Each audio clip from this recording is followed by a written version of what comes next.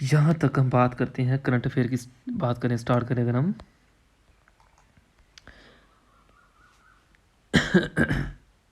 एक important quotation से start करते हैं कि जब तक किसी काम को नहीं किया जाता तब तक हर काम हमें डिफ़िकल्ट लगता है, हर काम एक नामुमकिन लगता है, लेकिन जैसे ही उस काम की अगर हम प्रैक्टिस करते हैं तो वही काम हमें ईजी लगता है। तो पर्सनल न्यूज़ की बात करें, जो पर्सनालिटी हमें दिखाई दे रही है ये क्यों है न्यूज़ में इनकी अगर बात करें ये कौन है, ये है 15th फाइनेंस कमीशन, जिनका नाम है नंद किशोर शर्मा। नंद किशोर शर्मा इनका नाम है। ये एक प्रेजेंट चेयरमैन है फाइनेंस कमीशन के। इंडियन पॉलिटिशियन भी हैं, इकोनॉमिस्ट भी हैं और फॉर्मर आईएएस ऑफिसर भी हैं ये। भारतीय जनता पार्टी के जो सीनियर मेंबर भी रह चुके हैं 2014 में। उसके बाद राज्यसभा में ये एक परमानेंट मेंबर के रूप में भी इन्होंने काम किया है। हम बोल सकते हैं कि इनका जो सारा काम होता है, ब्यूरोक्रेट, प्लानिंग कमीशन, किस तरह से असाइनमेंट या यूनियन एक्सपेंडिचर की, रेवेन्यू सेक्रेटरी की किस तरह से हैंडल करनी है, वो काम होते हैं इनके। ये स्पेशल ड्यूटी ऑफिसर होते हैं, यानी कि प्राइम मिनिस्टर जो अटल बिहारी वाजपेयी थे उस टाइम ये देखने को मिले थे हमें। ये फाइनेंस कमीशन का जो टर्म है तब से स्टार्ट है। ये करंटली चेयरमैन है नंद किशोर।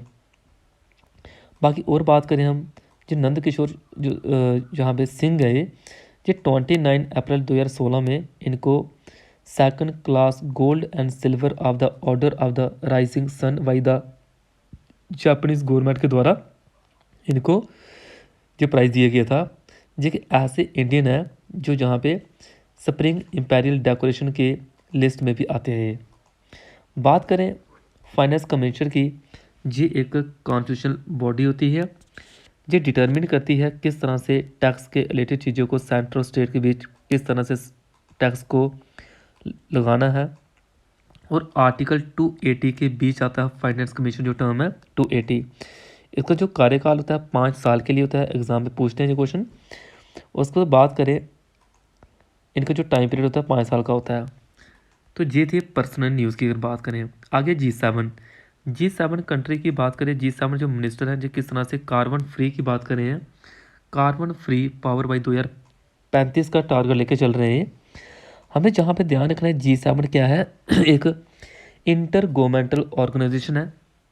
ये बॉडी बनी कब थी, 1975 में बनी थी। इसका काम होता है किस तरह से मीटिंग जो कंडक्ट करता है, global economic governance, international security, energy policy, इन सभी चीज़ों को जो क्या करता है, हैंडल करता है। इसमें कौन कौन से कंट्री आती हैं अगर बात करें, यूके, कनाडा, फ्रांस, कौन कौन, यूके, कनाडा, फ्रांस, उसके बाद इटली, जर्मनी, जापान, यूएस, ये आती है कंट्रीज में। इंडिया इसका पार्ट क्या है, G20 कंट्री का पार्ट इंडिया बन चुका है। G7 does not have a formal charter या सेक्रेटेरिएट बोल सकते हो। तो 31% जो ग्लोबल जीडीपी के ऊपर बात करते हैं और 21% जो ग्लोबल कार्बन डाइऑक्साइड एमिशन की बात करते हैं कि इनको किस तरह से कम करना हमने, तो इम्पोर्टेंट है। अभी जहाँ पे रिसेंट जो न्यूज़ में क्यों दिखाई दे रहा है, ये बात करें हैं क्लाइमेट एनर्जी के ऊपर बात करें हैं कि जो कार्बन एमिशन है उसको क्या करना है, हमने कम करना है। ये एक एम लेके चल रहे हैं, टारगेट लेके चल रहे हैं, 2035 का टारगेट लेके चल रहे हैं। ये सब सारे ये मिनिस्टर हैं, इन मिनिस्टर की बात करें, आपसे कोई पूछे कि कनाडा के प्राइम मिनिस्टर कौन है, वो जस्टिन ट्रूडेऊ है। यूके के कौन है, ऋषि सुनक है, जो इंडियन है, थोड़े दिन बने थे पहले प्राइम मिनिस्टर। यूरोपियन यूनियन के प्रेसिडेंट हैं, उनका नाम लेन है। जर्मनी के देखने को मिलेगा वो चांसलर, इटली के जॉर्जिया मेलोनी, और अमेरिका के प्रेसिडेंट जो बाइडेन है। ये सारे मिलकर क्या करेंगे, कार्बन फ्री के ऊपर बात करें हैं कि इन्वायरमेंट के ऊपर कैसी चीज़ लेके चलनी है। G7 की अगर बात करें हम, टोटल 7 कंट्री हैं, रशिया इसमें से बाहर हो गया, और रशिया की बात करें जो G8 कंट्री में आता है। G20 में G7, G8 और जो कंट्री आपको दिखाई दे रही है सारी आती हैं। और इसमें G20 में इंडिया भी मेंबर है G20 का। आगे है एक बेल्ट एंड रोड इनिशिएटिव है। G7 इसको लेके चलता है कि चाइना की हरकतों को किस तरह से टैकल करना है, किस तरह से कंट्रोल करना है। ये है G7 का बेल्ट एंड रोड इनिशिएटिव। कोई पूछे तो ये भी याद रखना है। अभी जहाँ पे रिसेंट जो इंडियन प्राइम मिनिस्टर हैं, जो G7 की समिट हमें देखने को मिल रही है 48th, जहाँ पे इनको स्पेशल इनवाइटी के रूप में इनको बुलाया गया है, यहाँ पे इनवाइट किया गया है, ये देख सकते हैं। बाकी इनके जो एम है वो क्या है कि कार्बन फ्री इलेक्ट्रिसिटी देनी है। उसके बाद जो टारगेट है 2035 तक लेके चल रहे हैं, पर डेडलाइन इसकी 2030 तक है। बोला जा रहा है कि जितनी भी एनर्जी है हमारे देश में, वो हम जो जनरेट करेंगे क्या होनी चाहिए, सोलर एनर्जी होनी चाहिए, विंड एनर्जी होनी चाहिए।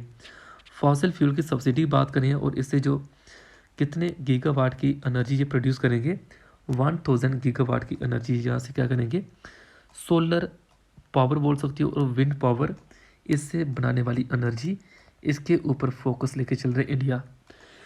कुछ स्कीमें हैं, वो स्कीमें कौन कौन सी हैं? प्रधानमंत्री सहज बिजली हर घर योजना, प्रधानमंत्री सहज बिजली हर घर योजना, इसको सौभाग्य स्कीम भी बोलते हैं, सौभाग्य। ये क्या करेगी, अफोर्डेबल इलेक्ट्रिसिटी प्रोवाइड करेगी, जिससे जो किराया है वो कम होगा। तो ग्रीन एनर्जी कॉरिडोर के ऊपर, रिन्यूएबल एनर्जी के ऊपर बात करेंगे जी सारे मिलके, यानी कि नेशनल स्मार्ट ग्रिड मिशन को लेके चलेंगे ये। इंडिया में पावर सेक्टर को इंक्रीज करेंगे, सस्टेनेबल इनेबल इकोसिस्टम बनाएंगे डिजिटली, और परफॉर्म करेंगे जो भी इनके टारगेट हैं, और नेशनल डिटर्मिन कंट्रीब्यूशन भी इनकी रहेगी। ये एक दूसरे को जाने की हेल्प करेंगे, किसी एक कंट्री को अगर दूसरी कंट्री को सपोर्ट करना है तो ये उस लेवल पे भी सपोर्ट करेंगे ये। आगे ग्रुप ऑफ G7 की बात करें, अभी देखा हमने कौन कौन सी कंट्री है इसमें।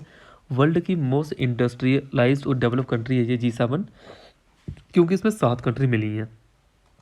ये नाटो की तरह देखने को नहीं मिलता कि इसमें कोई परमानेंट सेक्रेटरी देखने को मिलेंगे। जी नाटो क्या है, नाटो की बात करें, नाटो बोलते हैं नॉर्थ अटलांटिक ट्रीटी ऑर्गेनाइजेशन। ये बॉडी बनी थी 4 अप्रैल 1949 में बनी थी ये बॉडी। ये क्या है, एक देखने को मिलता है हमें 30 इंडिपेंडेंट मेंबर कंट्री में देखने को मिलते हैं, हेडक्वार्टर्स के बेल्जियम ब्रुसल में है। Fundamental goal of this organisation is to safeguard the allies, यानी कि freedom and security by political and military, इसके ऊपर जो बात करेंगे। जैसे कि हमने पढ़ के रखा हुआ है कि आर्टिकल 5 में पढ़ा था कि state that an attack against one ally is an attack against all, यानी कि किस तरह से इसके हमें जो नाटो के चेयरमैन है आज के टाइम, वो आपको एयर चीफ के जो मार्शल होते हैं वो देखने मिलते हैं जी, इंपॉर्टेंट है। बाकी और बात करें हम जहाँ पे कुछ और फैक्टर हैं, जैसे क्वेश्चन पूछा गया कि in which of the following group are all the 4 country member of G20, G20 के मेंबर पूछे हैं, तो वो कौन कौन से हैं, आप इसे ट्रिक बना के याद कर सकते हो। अर्जेंटीना है, मैक्सिको है, साउथ अफ्रीका है, तुर्की है, जी आपको देखने को मिलेंगे, बाकी वाले देखने को नहीं मिलेंगे। बाकी इनकी मीटिंग भी पहले पहले देखने को मिली है हमें, तो इंडिया भी इसका होस्ट रह चुका हुआ है G20 का। आगे ग्रुप 7 की बात करें कि बोला जा रहा है कि ये एक इंटरनेशनल इंटर गवर्नमेंटल ऑर्गेनाइजेशन है, इसमें 7 कंट्री हैं, वो 7 के साथ वर्ल्ड लेवल पे काम कर रही हैं, क्या ये ठीक है? जहाँ इसमें जो कंट्रीब्यूशन होती है वो बाइंडिंग होती है, कंट्रीब्यूशन बाइंडिंग नहीं होती, वो नॉन बाइंडिंग होती है, यानी कि पहली स्टेटमेंट इसमें बिल्कुल ठीक है, दूसरी स्टेटमेंट इसमें क्या है, गलत है, नॉन बाइंडिंग होती है इसमें। आगे बात करें यहाँ पे, और UPSC ने इसमें क्वेश्चन भी पूछा है कि write a note on India's green energy corridor to alleviate the problem of conventional energy, कि वो एनर्जी के थ्रू हम किस तरह से देश को लेकर आगे चल सकते हैं, क्या वो अफोर्डेबल होनी चाहिए, रिलायबल, सस्टेनेबल, मॉडर्न, इसके ऊपर आपने एक अपने कमेंट देने हैं। आगे बात करते हैं नेक्स्ट आर्टिकल की, इंपॉर्टेंट है ये हर एग्ज़ाम के लिए, जैसे NDA का एग्ज़ाम हो गया, CDS का, JKSSB के एग्ज़ाम हो गए, कि इंडिया का पहला mission to study the sun will be launch by June, यानी कि सन की स्टडी की बात हो रही है। ओवरऑल एक मिशन लॉन्च किया जा रहा है, उस मिशन का नाम है, पहले इसको आदित्य 1 बोलते थे, अब उस मिशन को रीनेम कर दिया गया, उसको बोलते हैं आदित्य L1। L1 का मीनिंग जहाँ पे क्या है, लैग्रेंजियन पॉइंट बोलते हैं, ये सन और अर्थ के बीच देखने मिलता है, लैग्रेंजियन पॉइंट बोलते हैं, अर्थ और सन के बीच देखने मिलता है। इसका काम क्या है, अगर काम की बात करें जी, जहाँ पे देखने मिलता है हमें लैग्रेंजियन, सबसे पहले लैग्रेंजियन पॉइंट जो ये है, ये इटालियन फ्रेंच थे मैथमेटिशियन, उनका नाम है Joseph Louis Lagrange, Joseph Louis Lagrange ji, जहाँ पे एक पोजीशन को होल्ड करे थे स्पेस के रिलेटेड, कि किस तरह से ग्रेविटेशनल फोर्स दो बॉडी के बीच एग्जिस्ट होती हैं, दो बॉडी की बात करें जैसे सन और अर्थ हुआ, और जहाँ पे जो अट्रैक्शन और रिपल्शन जहाँ पे काम करती है, उसी को उन्होंने लैग्रेंज पॉइंट बोला है। लैंग्वेज पॉइंट जी अबाउट आपको 1.5 मिलियन किलोमीटर फ्रॉम अर्थ से देखने मिलेगा। 1.5 मिलियन अर्थ से इतनी दूर देखने मिलेगा, जहाँ पे पॉइंट लैंग्वेजेस पॉइंट होते हैं 1 और 5 जी आपको orbital plane of the earth sun system में देखने मिलते हैं। तो कुछ इसमें से स्टेबल होते हैं, कुछ इसमें से स्टेबल नहीं होते हैं। यानी कि जो इसमें आदित्य 1 है ये किसकी एजेंसी के थ्रू जहाँ पे जब भी लॉन्च किया जा रहा है वो है इसरो की स्पेस एजेंसी। इसरो की फुल फॉर्म होती है इंडियन स्पेस रिसर्च ऑर्गेनाइजेशन। पहले इसका एस्ट्रो सैटेलाइट बोलते थे, लेकिन अब इसका आदित्य L1 नाम दिया गया है। जो एस्ट्रो सैटेलाइट था वो 2015 में लॉन्च हुआ था। अभी आदित्य 1 आदित्य L1 हम बोल रहे हैं। आदित्य L1 लॉन्च जहाँ पे जो किया जा रहा है by using the polar satellite launch vehicle ये देखने मिलते हैं। 7 इसमें पेलोड इंस्ट्रूमेंट देखने मिलेंगे हमें। और ये सारे सारे सन की जो आउटर सरफेस है जिसको बोल सकते हैं कोरोना बोलते हैं। सन की आउटर सरफेस को क्या बोलते हैं? कोरोना। सन की आउटर सरफेस जो जहाँ पे हीट वगैरह कितनी उसमें से एमिट हो रही है, उसे एनर्जी कितनी एमिट हो रही है, जो उनके ऊपर बात करेगा जी, जहाँ पे इम्पोर्टेंट है।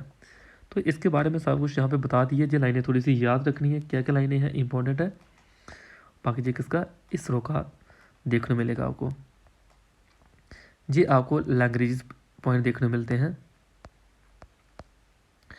बताया मैंने कि आदित्य L1 मिशन क्या है, इंडिया का पहला सोलर मिशन है ये।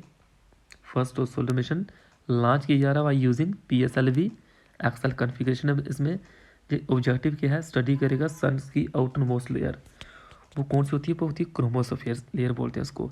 इसके मेजर पेलोड 7 हैं। वो कौन कौन से हैं जी? है VELC, UIT, ASPEX, plasma analyser, package for Aditya, solar low energy X-ray spectrometer हो सकता है। ये सारे सारे काम करेंगे यहाँ पे, इस तरह से देखने मिलते हैं हमें। सिग्निफिकेंस क्या रहेगी इसकी? सिग्निफिकेंस ये रहेगी कि पहले ही हमें तूफान या कुछ भी प्रॉब्लम आने वाली है उसके बारे में हमें इंफॉर्मेशन दे देंगे और क्या क्या जहाँ चीज़ें चल रही हैं।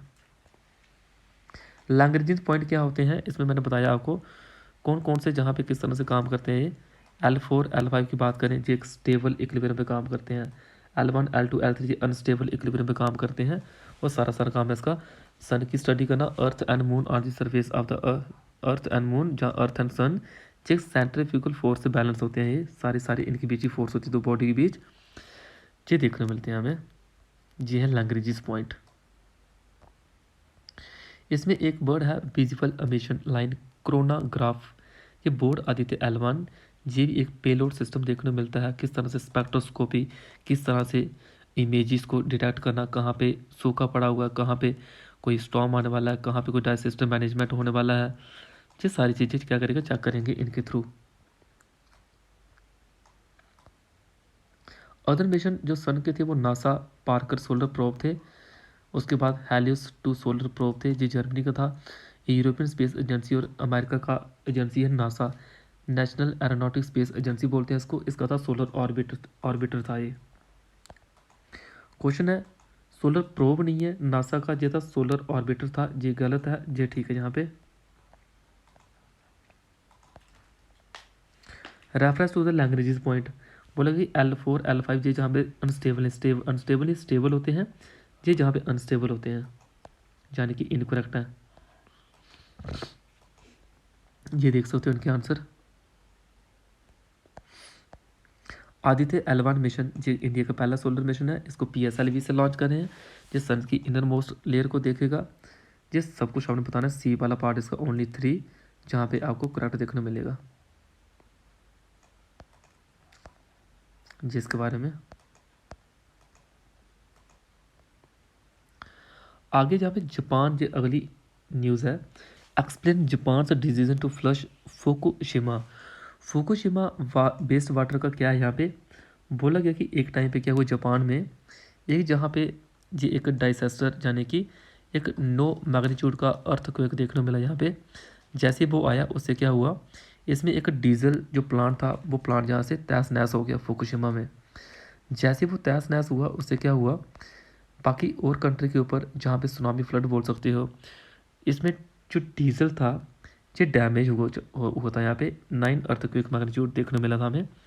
इससे इसमें क्या था, रेडियो एक्टिव सब्सटेंस इसमें इन्वॉल्व थे। जैसे ही ये वाटर को स्टोरेज करने की कैपेसिटी को इतने ज़्यादा नहीं थे, इन्होंने पानी को जैसे ही छोड़ा तो उस पानी में रेडियो एक्टिव आइसोटोप थे। वो रेडियो एक्टिव आइसोटोप ऐसे थे जिससे कैन जैसे ही कोई इंसान पानी पिएगा तो ब्लड के थ्रू उसमें जो ट्रीटियम था वो ट्रीटियम उस बॉडी में जा सकता था और उससे क्या हो सकता था, लोगों को कैंसर तक हो सकता था। बोला गया कि इसको कंट्रोल करो, बट इन्होंने क्या किया, पैसिफिक ओशन में इसको डालने की कोशिश की, क्योंकि इतना सारा वाटर को स्टोर नहीं कर सकते थे, कंट्रोल नहीं कर सकते थे, वाटर में वो सारा कुछ मिक्सअप हो चुका था। तो यानी कि डिफ़िकल्ट था ट्रीटियम को रिमूव करना वाटर से। ट्रीटियम बोलते हैं 1T3 को बोलते हैं। एक हैवी वाटर भी होता है। हैवी वाटर की बात करें, हैवी वाटर क्या होता है वो भी आप लोग को पता होना चाहिए। जो न्यूक्लियर रिएक्टर के रिलेटेड काम करता है हैवी वाटर। हैवी वाटर का फार्मूला होता है D2O, इम्पॉर्टेंट है। इसको यूज़ करते हैं न्यूक्लियर रिएक्टर में, जहाँ पे ये क्या करता है, न्यूट्रॉन की स्पीड को कम करता है और ये रिएक्ट टू फिशन करवाता है, यूरेनियम की फिशन। जहाँ पे कुछ आपको पूछे जा सकते हैं कि कौन कौन से पावर प्लांट कहाँ कहाँ पे हैं, तो याद रखिए इंडिया में 22 ऑपरेटिंग न्यूक्लियर पावर प्लांट ये काम करने को मिलेंगे, जिसमें से कितनी इलेक्ट्रिक एनर्जी को जहाँ पे जनरेट कर सकते हैं, 780 मेगावाट इलेक्ट्रिक। आपसे कोई पूछेगा कि कौन कौन से तारापुर एटॉमिक पावर स्टेशन है महाराष्ट्र में, राजस्थान पावर स्टेशन राजस्थान में, एक है मद्रास तमिलनाडु में, कैगा कर्नाटक में, जो कुंडकुलम बड़ा इंपॉर्टेंट है तमिलनाडु में है, नरोरा उत्तर प्रदेश में है, ककरापर जो गुजरात में है। सारे सारे पावर प्लांट इंपॉर्टेंट है ये था nuclear power plant of India. जहाँ पे क्वेश्चन आया कि जो हैवी वाटर है, यूपीएससी ने 2011 में क्वेश्चन पूछा, हैवी वाटर न्यूक्लियर रिएक्टर में क्या काम करता है, कि न्यूट्रॉन की स्पीड को कम करता है। न्यूट्रॉन को हम ऐसे लिखते हैं, न्यूट्रॉन की डिस्कवरी की है चैडविक ने डिस्कवरी की है, वो की है 1932 में की है। इलेक्ट्रॉन की डिस्कवरी जे थॉमसन ने की है, ये देख सकते हो। बाकी वाले और एक्सपेरिमेंट है, न्यूक्लियस की डिस्कवरी रदरफोर्ड के द्वारा हुई है। एक इलेक्ट्रॉन के ऊपर चार्ज होता है 1.6 इंटू 10⁻⁹ कूलम, ये चार्ज होता है इलेक्ट्रॉन के ऊपर, और इसका मास होता है 9.1 इंटू 10⁻31 kg। ये वैल्यू देखने को मिलती है हमें। फुकुशिमा ये पावर प्लांट आपको सिचुएट देखने को मिलेगा होन्शु में। इसमें से कौन कौन से पावर प्लांट अभी डिस्कस किए आपने बताने हैं, तो सारे पावर प्लांट आपने याद रखने हैं जी, जहाँ पे इंपॉर्टेंट है।